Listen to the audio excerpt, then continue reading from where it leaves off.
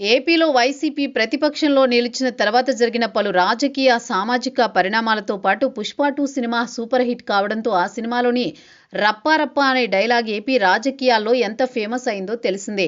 YCP అధినేత, మాజీ ముఖ్యమంత్రి జగన్ జనాల్లోకి వచ్చి దాదాపు ప్రతిసారి ఈ కార్యక్రమంతో సంబంధం లేకుండా అన్నట్లు 'రప్పా రప్పా' అని రాసి ఉన్న ప్లకార్డులు పెద్ద ఎత్తున దర్శనమిస్తున్నాయి. ఈ వ్యవహారం పీక్స్కి చేరుకుంటోంది. దీనిపై రాజకీయంగా భిన్న అభిప్రాయాలు వ్యక్తమవుతున్నాయి.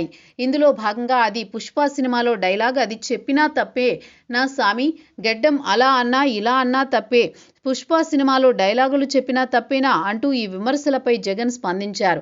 మరోవైపు రాజకీయాల్లో ఈ తరహా డైలాగులు, వైఖరి మాత్రం సమర్థనీయం కాదని చెబుతూ ఈ ప్లకార్డులతో సమాజానికి ఏం సందేశం ఇస్తున్నారంటూ కూటమి పార్టీలు ప్రశ్నిస్తున్నాయి.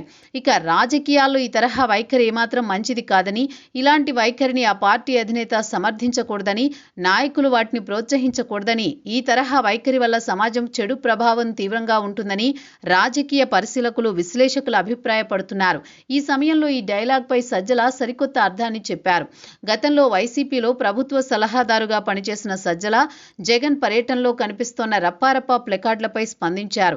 ఇందులో భాగంగా రప్పారప్ప అంటే నరుకుతాం, చంపుతామని కాదని, రప్పారప్ప అంటే రెపరెపలాడుతూ రెట్టింపు ఉత్సాహంతో మళ్లీ వస్తామని అర్థం చెప్పుకొచ్చారు. తాజాగా ఈ విషయాలపై మాట్లాడిన ఆయన రెపరెపలాడిస్తూ మేమొస్తామంటే జగన్ మళ్లీ అధికారంలోకి వస్తారని, తన్నుకుని వస్తారని, ఒక ఊపు మీద అనే సినిమాలోని డైలాగ్ అది అని సజ్జల చెప్పుకొచ్చారు. దీన్ని పట్టుకుని దేవరా జడ్జీలు, సిబిఐ అధికారులు తమను కాపాడండి అంటూ నానయాగి చేస్తున్నారని, మరొకరు జగన్ను ఎన్కౌంటర్ చేయాలని అంటున్నారని తెలిపారు.